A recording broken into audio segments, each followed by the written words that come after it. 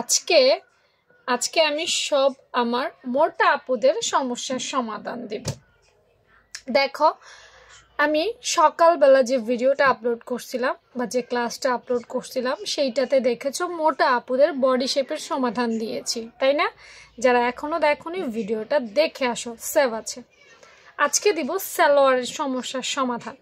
দেখবা আমার মোটা আপুরা যখন তাদের সালোয়ার পরে, মোটা আপু মুটকু আপু মানে যাদের পেটটা একটু মুটকু তারা আর কি, প্লেন পেটওয়ালা না। আর বর্তমানে সব মহিলাদের পেট মোটা হয়ে যায়, স্লিম আর থাকে না ভাই, নায়িকাও থাকে না।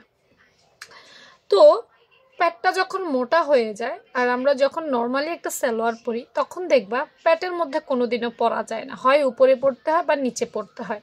এখন যারা মুটকু পেটওয়ালা আপু আছো তারা কখনোই উপরেও পড়তে পারে না, মাঝখানেও পড়তে পারে না, তাদের সালোয়ারটা কিন্তু ঝুঁকে যায়, পেছনের সাইড উপরে উঠে যায়, সামনের পার্ট ঝুঁকে যায় এবং খুবই বিশ্রী একটা লুক ক্রিয়েট করে। সত্যি বলছি, ভালো লাগে না। আয়নার সামনে দাঁড়াও বা যারা এই অভিজ্ঞতার শিকার হয়েছ তারা বলতে পারবে, আমার মনে হয় সবাই হয়েছ। তো তারা একটু বুদ্ধিমত্তা খাটাইলে কিন্তু তোমাদের সালোয়ারের যে শেপটা মানে সামনের দিকে উঁচু হয়ে থাকে, পেছন দিক দিয়ে উঁচু হয়ে থাকে, সামনে দিয়ে ঝুঁকু হয়ে থাকে, এই টাইপের সালোয়ারের একটা সমাধান আছে। চলো আজকে তোমাদের সেই সমাধানটা দিব।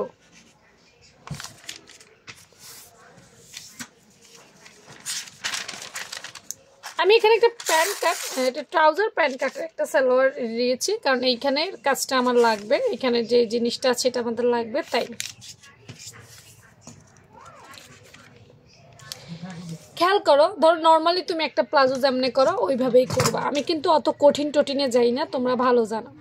একটা প্লাজো যেভাবে তুমি বানাইতা এভাবেই বানাইবা, তাতে কোনো কি নাই, অসুবিধা নেই, ঠিক আছে? আলাদা কিছু নেই। একটা প্লাজো আমরা কেটে ফেলবো।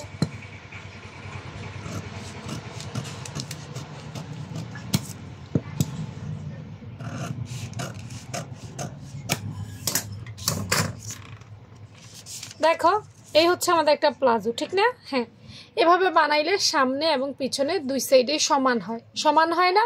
সমান হয়। কিন্তু আমি আজকে যে টেকনিকটা দেখাবো সেখানে সামনে ঝুঁকে থাকে, মানে সামনে বেশি কাপড় থাকে, যার কারণে সামনে আমরা এইভাবে কাট ডাউনের মতো করে, এই খেয়াল করো, উপর থেকে নিচে ডাউনের মতো করে 1 থেকে 1.5 ইঞ্চি কমাই ফেলবো। কতটুকু কমাবো? 1 থেকে 1.5 ইঞ্চি কমাই দিব। এতে করে আমাদের সামনে যে এক্সট্রা পার্ট ফুলে থাকে, ঝুঁকে থাকে, এই অংশটা ক্লিয়ার হয়ে যাবে। তো দেখো কিভাবে এই অংশটা করব। ধরো আমাদের এই সালোয়ারটা আমি একটু সরাই ফেলি। আমাদের এই সালোয়ারটা কিন্তু এভাবে থাকবে, এই হাইটটা আমাদের সামনে থাকবে, তাই না? তাহলে সামনের দিকে যে পার্টটা থাকবে, খেয়াল করো, দুই সাইডে ভুল করা যাবে না। এই কাটিংয়ে ভুল করলে কিন্তু শেষ। এভাবে ধরবো, যেহেতু এই দুইটা সামনে থাকবে তাহলে এইভাবে ধরবো। ধরে মনে করো এটা হচ্ছে আমার পিছন, এটা হচ্ছে আমার সামন। হ্যাঁ, এইভাবে 1 থেকে 1.5 ইঞ্চি, এই যে এইভাবে, ওই সাইড কিন্তু ঠিক থাকবে। হ্যাঁ, এইখানে 1 থেকে 1.5 ইঞ্চি এইভাবে কেটে কর্নার করে ফেলে দিতে হবে। দেখো কেমন হবে, চলো এবার দেখাই। এই যে এই সাইডটা কিন্তু আমাদের সামনে, দেখো পেছনের অংশটা কিন্তু বাড়তি আছে, সামনের অংশটা 1 থেকে 1.5 ইঞ্চি ছোট হয়ে যাবে।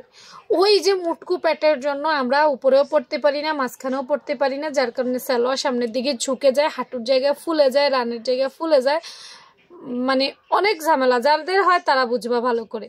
এই অংশটুকু তোমাকে সেই কাভারটা দিয়ে দিবে, ব্যাকআপটা দিয়ে দিবে, সোজা কথা। যারা বুঝছো, অভিজ্ঞ, মিলাইতে পারবা তারা কাটিং করবা। একদম নতুন যারা, তারা আবার এগুলো ট্রাই করতে যাইও না, অভিজ্ঞতা ছাড়া কিন্তু এগুলো অত ভালো করতে পারবা না, ঠিক আছে? এই ধরনের সুন্দর সুন্দর ট্রিক্স পেতে অবশ্যই রুমাপুর পেজটা কিন্তু ফলো রাখতে হবে। আর কে কি সমস্যার সমাধান দেখতে চাও জানিয়ে কমেন্ট করে ফেলো। আল্লাহ হাফেজ।